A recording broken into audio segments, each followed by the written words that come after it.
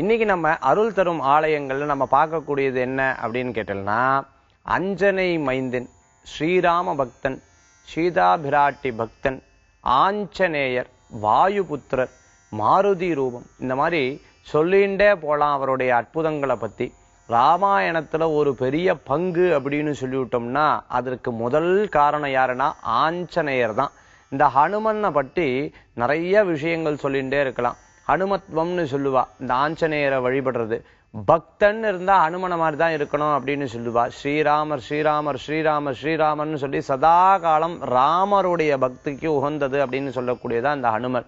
அப்படிப்பட்ட ஹனுமரை அசோக் நகர்ல இருக்கக்கூடிய ஹனுமன் கோயிலை பத்தி தான் இன்னைக்கு நம்ம பார்க்க போறோம். அசோக் நகர்ல இருக்கக்கூடிய இந்த ஹனுமன் கோயில் பார்த்துட்டேல் அப்படின்னு சொன்னா கிட்டத்தட்ட 12 அடி உயரத்துக்கு மேல இருக்கக்கூடிய அந்த தெய்வத்துல ரொம்ப வசீகரமானது அவருடைய கண்ணு தான்.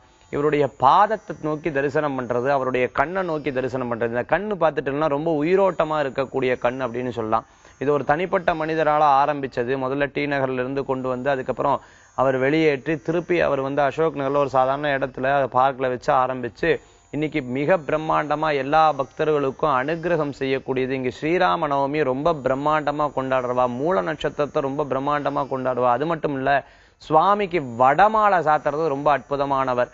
இந்த வடமாலை மட்டும் இல்லை, இங்க சாத்தக்கூடிய வெண்ணெய் காப்பெடுத்து நிறைய பேர் பிரசாதமாக உண்டு. புத்திர சந்தானம் இல்லாதவாளுக்கெல்லாம் தெய்வாம்சத்தின் மூலமா மருத்துவரே பார்த்து ஆச்சரியப்படக்கூடிய அளவுக்கு எப்படி இது நடந்தது, இவாளுக்கு இந்த நோய் இருந்துட்டு இருக்கு, இவ்வளவு மாறுதல் கிடைச்சிருக்கேன்னு சொல்லி இந்த ஆஞ்சநேயருக்கு பிரசாதமாக படைத்த இந்த வடமாலை, அதே மாதிரி பிரசாதமாக படைத்த வெண்ணெயை சாப்பிட்டு புத்திர சந்தானம், இந்த மாதிரி நிறைய அற்புதங்கள் நிகழ்த்தின ஆஞ்சநேயர் தான் இந்த அசோக் நகர்ல இருக்கக்கூடிய ஹனுமன்.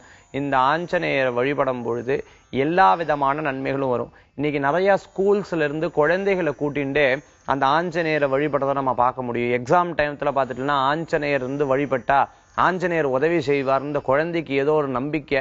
அந்த ஆஞ்சநேயர் நிச்சயமா அவன் மனசுல போய் ஞானத்தை கொடுக்கக்கூடியது, பரீட்சை காலத்துல ஜெயத்தை கொடுக்கக்கூடியது. ஸ்ரீராமர் ஜெயத்தை கொடுக்கக்கூடிய ஆஞ்சநேயர் நம்ம வாழ்க்கையிலையும் கஷ்டங்களை போக்கி நன்மையை பெருக்கக்கூடியவர். சுந்தரகாண்டத்தின் மகிமையான இந்த ஆஞ்சநேயரை வணங்கும் பொழுது எல்லா விதமான நன்மையும் கொடுக்கக்கூடியது. இந்த இடத்துல போய் ஸ்ரீராம ஜெயம் ஸ்ரீராம ஜெயம் ஸ்ரீராம ஜெயம் ஸ்ரீராம ஜெயம் என்று சாத்தி நம்ம சுவாமியை வணங்குறது, வெற்றில மாலை சாத்துறது, வடமாலை சாத்துறது அவ்வளவு அற்புதத்தை கொடுக்கும்னு சொல்லலாம்.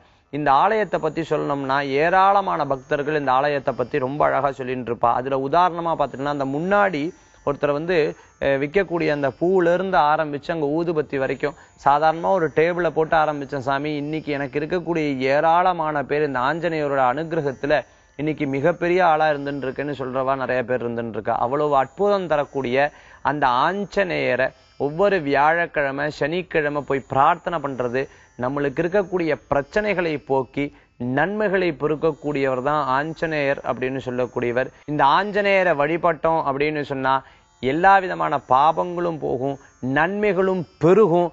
அவ்வளவு சக்தி வாய்ந்த ஆஞ்சநேயரை பிரார்த்தனை பண்றது, அதுவும் இந்த ஆலயத்துல உயிரோட்டமா இருக்கக்கூடிய அந்த கண்ணை பார்த்து தரிசனம் பண்றது உன்னதமான பலன்களை கொடுக்கும். இங்கே சந்தனாபிஷேகம் ரொம்ப விசேஷமானது, அபிஷேகங்களுக்கு இந்த கோயில் ரொம்ப விசேஷமானது அப்படின்னு சொல்லி இன்னைக்கு ஆஞ்சநேயர் அனுகிரகத்துல இன்றைய தினம் ரொம்ப சிறப்பான தினமாக அமைய வேண்டும் என்று பிரார்த்தனை செய்து இந்த ஆலயத்துக்கு போவோம், தரிசனம் செய்வோம், ஸ்ரீராமனுடைய நாமத்தை சொல்லுவோம், ஆஞ்சநேயரின் அனுகிரகத்தை பெறுவோம்.